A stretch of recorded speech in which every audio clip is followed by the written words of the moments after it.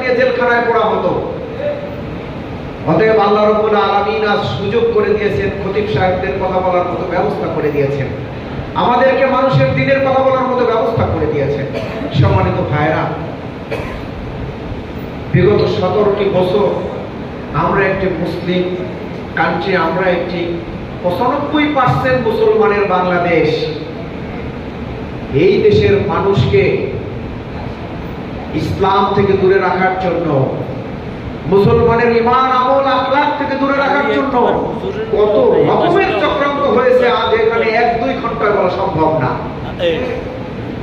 আপনারা প্রত্যেকটা খাত ধরে যদি চিন্তা করেন তাহলে দেখবেন সব চক্রান্ত করায় গিয়ে একটা মুসলমানিতে হিট করা, মুসলমানিতে ভঙ্গ করা। আপনি যদি চিন্তা করেন তাহলে দেখবেন যদি মসজিদে বসে কোরআনের কথা